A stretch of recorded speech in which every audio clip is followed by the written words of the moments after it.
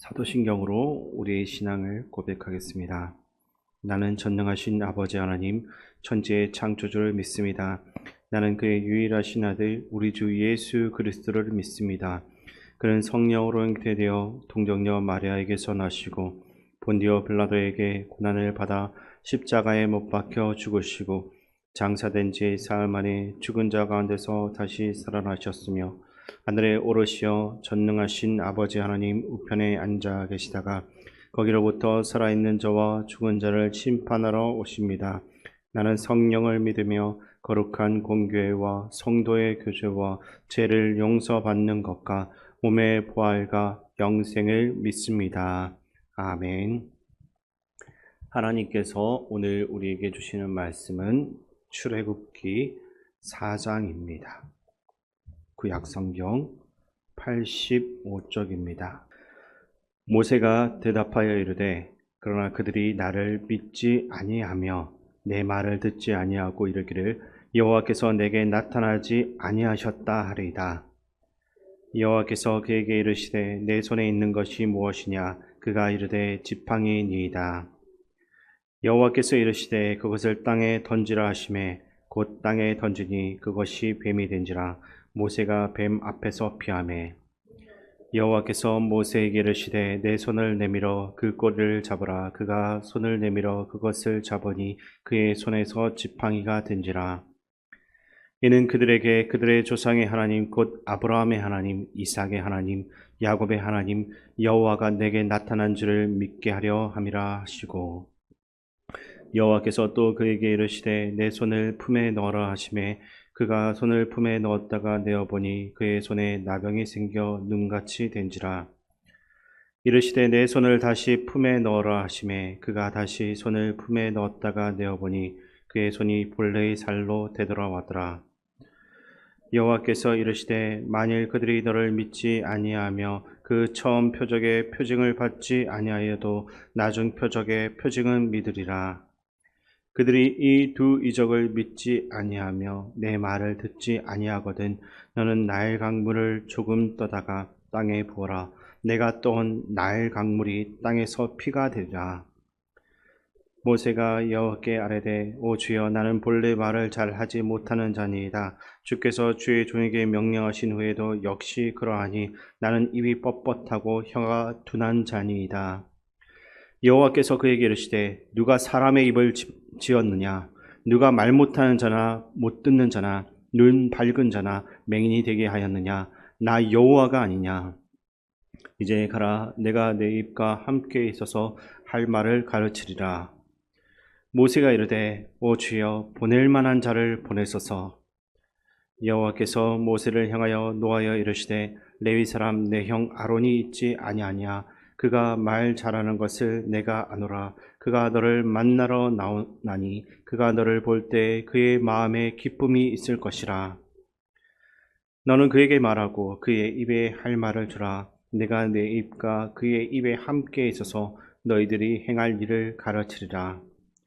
그가 너를 대신하여 백성에게 말할 것이니 그는 내 입을 대신할 것이요 너는 그에게 하나님같이 되리라. 너는 이 지팡이를 손에 잡고 이것으로 이적을 행할지니라. 모세가 그의 장인 이드로에게로 돌아가서 그에게 이르되 내가 애굽에 있는 내 형제들에게로 돌아가서 그들이 아직 살아있는지 알아보려 하오니 나로 가게 하소서. 이드로가 모세에게 평안히 가라 하니라. 여호와께서 미디안에서 모세에게 이르시되 애굽으로 돌아가라. 내 목숨을 노리던 자가 다 죽었느니라.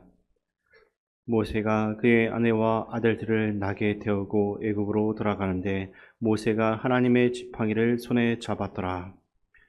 여호와께서 모세에게 이르시되 내가 애굽으로 돌아가거든 내가 내 손에 준 이적을 바로 앞에서 다 행하라.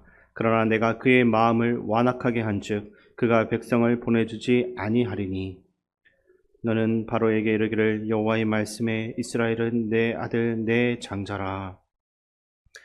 내가 내게 이르기를 내 아들을 보내주어 나를 섬기게 하라 하여도 내가 보내주기를 거절하니 내가 내 아들 내 장자를 죽이리라 하셨다 하라 하시니라. 모세가 길을 가다가 숙소에 있을 때 여호와께서 그를 만나서 그를 죽이려 하신지라.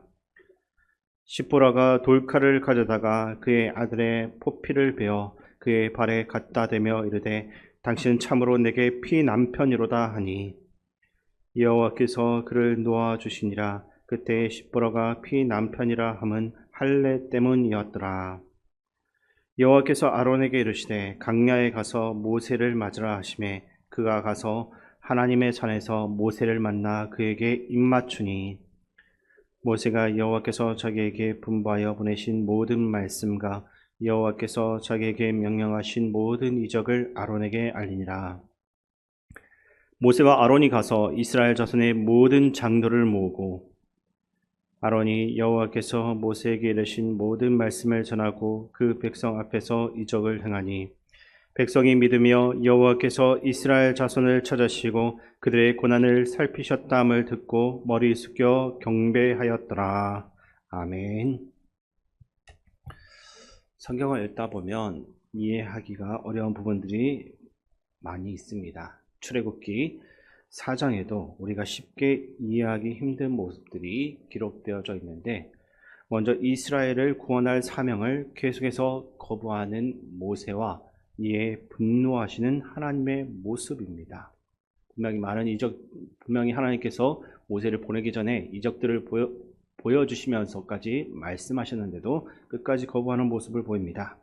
두 번째로는 돌아가기로 한 모세를 하나님께서 갑자기 죽이려고 하시는 장면입니다. 그러나 분명 이 두 가지 모습 속에서 이해하기 어려운 것들이 있지만 그 속에서도 우리를 포기하지 않으시고 끝까지 사랑하시는 하나님의 그 모습을 발견할 수가 있는 것입니다. 출애굽기 4장은 앞에 3장에 이어서 하나님께서 모세를 이집트로 돌려보내시기 위해서 대화를 나누는 장면과 하나님의 분노하시는 그 모습을 담고 있습니다. 하나님은 모세를 이집트로 보내기를 원하셨지만 모세는 돌아가기를 꺼려합니다. 당시 모세의 나이는 80세였습니다. 고령의 나이도 여정을 떠나기는 어려운 이유가 될 수 있었지만 모세의 대답을 보면 단순히 나이 때문만은 아님을 알 수 있습니다. 오늘 본문 1절 말씀을 제가 읽어드리겠습니다. 모세가 대답하여 이르되 그러나 그들이 나를 믿지 아니하며 내 말을 듣지 아니하고 이르기를 여호와께서 내게 나타나지 아니하셨다 하리이다. 아멘. 1절에 나와 있는 모세의 말에는 깊은 의미가 있습니다. 그는 자신의 동족 이스라엘과 바로왕 모두가 자신의 말을 믿지 않을 것이다 라고 생각을 하고 있습니다. 우리 입장에서는 초자연적인 놀라운 일들을 직접 눈으로 목격하고 하나님에 대한 지식이 있었기 때문에 모세가 그분의 명령을 쉽게 거부할 수는 없었다라고 생각할 수 있지만 성경 속에 언급이 된 모세의 반응은 우리가 쉽게 이해하기가 어려운 모습입니다. 구약의 선지자들은 나라의 멸망이라는 부정적인 내용을 예언을 해야 했고 대부분 그들의 말을 듣지 않았기에 하나님 말씀을 전하는 것이 매 순간 어려웠습니다. 하지만 지금 이스라엘은 노예로서 고통을 받고 있었고 모세는 하나님의 구원 소식을 전하러 가는 것입니다. 이런 희망적인 메시지를 전하는 것임에도 불구하고 모세가 하나님의 명령을 거부하는 것은 그의 내면 안에 깊은 갈등이 있음을 보여주고 있는 것이라 할 수 있습니다. 모세는 이집트의 왕자로 살았지만 동족인 히브리 사람을 때리는 이집트인을 죽인 후에 도망자 신세가 되었습니다. 그는 하루아침에 자신의 삶과 동족을 뒤로하고 먼 이방 땅으로 떠나야만 했습니다. 이 과정에서 모세는 많은 고민을 했을 것입니다. 동족을 도왔지만 받아들여지지 않았고 심지어 자신을 키웠던 바로 왕은 그를 죽이려고 했습니다. 모세가 미디안에서 보낸 긴 시간 동안 그는 과거를 잊어버리고 새로운 삶을 살기로 결심했을지도 모릅니다. 80세에 하나님을 만났을 때 그에게는 여전히 과거와 마주하는 것이 너무나 어려웠습니다. 버리고 떠난 과거, 자신을 받아들이지 않았던 이스라엘과 자신을 죽이려고 했던 바로 왕, 이 모든 것이 모세로 하여금 하나님께 자신이 아니라 좀 더 나은, 더 적합한 다른 사람을 보내달라, 그 사람을 이집트로 보내라고 요청하게 만든 것입니다. 모세의 이런 반응에 하나님의 분노가 보여지는데 본문 14절 말씀을 함께 읽겠습니다. 여호와께서 모세를 향하여 노하여 이르시되 레위 사람 내 형 아론이 있지 아니하냐. 그가 말 잘하는 것을 내가 아노라. 그가 너를 만나러 나오나니 그가 너를 볼 때에 그의 마음에 기쁨이 있을 것이라. 아멘. 하나님은 모세의 상황과 처지 그리고 그의 마음을 모르지는 않았을 것입니다. 그럼에도 지금 전지전능하신 하나님께서 이 모세의 이야기를 들으시고 화를 내시고 있습니다. 하나님은 분명 모세가 아니더라도 이스라엘을 이집트에서 구출하실 수가 있었고 다른 사람을 통해서도 분명히 일할 수가 있었습니다. 그러나 하나님은 모세를 포기하지 않으셨고 오히려 화를 내시면서 그에게 백성에게 가라라고 아주 강력하게 명령하시는 것입니다. 여기서 우리는 모세를 포기하지 않으시는 하나님의 그 깊은 사랑을 볼 수 있습니다. 하나님은 모세의 가거나 그가 겪는 절망감에 상관없이 그를 포기하지 않으신 것입니다. 이 변함없는 사랑이 모세를 변화시킨 것입니다. 마찬가지로 예수님의 사랑이 제자들을 변화시켰듯이 하나님의 사랑은 여전히 우리를 변화시키고 있는 것입니다. 과거로부터 도망치고 싶었던 모세를 다시 그의 과거와 마주하게 했고 애굽으로 돌아가게 했습니다. 이를 통해 모세는 이스라엘을 마음에 품고 하나님의 마음과 그 사랑을 알게 된 것입니다. 우리도 우리를 포기하지 않으시는 하나님의 사랑이 지금도 여전히 있다는 것을 기억해야 할 것입니다. 이어서 본문 24절에서 26절까지 말씀을 제가 읽어드리겠습니다. 모세가 길을 가다가 숙소에 있을 때에 여호와께서 그를 만나사 그를 죽이려 하신지라. 시보라가 돌칼을 가져다가 그의 아들의 포피를 베어 그의 발에 갖다 대며 이르되 당신은 참으로 내게 피 남편이로다 하니 여호와께서 그를 놓아 주시니라. 그때 시보라가 피 남편이라 함은 할례 때문이었더라. 아멘. 하나님께서는 이스라엘 백성들에게로 가는 것을 거부하는 모세를 분노하시면서까지 설득을 하셨고 마침내 애굽으로 가게 되었습니다. 그러나 이 24절에서 갑자기 하나님께서는 모세를 죽이려고 하십니다. 하나님께서는 좀 변덕이 좀 심한 분이 아닌가라고 생각할 수 있지만 이 사항을 이해하기 위해선 우리가 문맥을 잘 살펴볼 필요가 있습니다. 24절 이전의 내용을 보게 되면 하나님께서 모세를 죽이려고 하시기 전에 이집트의 장자가 죽게 될 것을 예고하셨습니다. 이는 하나님의 장자인 이스라엘을 바로가 괴롭히고 하나님을 섬기지 못하도록 방해했기 때문입니다. 모세는 이 분명한 하나님의 말씀을 알고 있었습니다. 24절 이후의 내용은 하나님께서 모세를 죽이려고 하신 이유가 그의 아들에게 할례를 행하지 않았기 때문임을 보여주었습니다. 할례는 하나님께서 아브라함에게 직접 명하신 이스라엘 백성과 하나님 사이의 언약이었습니다. 하나님은 할례를 받지 않은 자는 이스라엘에서 끊어지게 될 것이다 라고 분명히 말씀하셨습니다. 흥미롭게도 모세의 아내 시보라는 이 할례의 중요성을 알고 있었고 그녀가 아들에게 할례를 행한 후에야 하나님께서 모세를 살려주셨습니다. 모세는 하나님의 말씀과 명령을 받아 이스라엘의 영적, 실질적인 지도자로서 이집트로 돌아가야만 했습니다. 그러나 그는 하나님과의 언약을 지키지 못하고 있었습니다. 하나님께 보내심을 받았다라고 해서 특별한 사랑을 받는다라고 느낄 수가 있지만 하나님 앞에서는 정결을 해야 하며 또 하나님의 언약은 반드시 지켜져야만 하는 것입니다. 우리도 하나님의 결코 포기하지 않는 그 사랑을 받는 존재들입니다.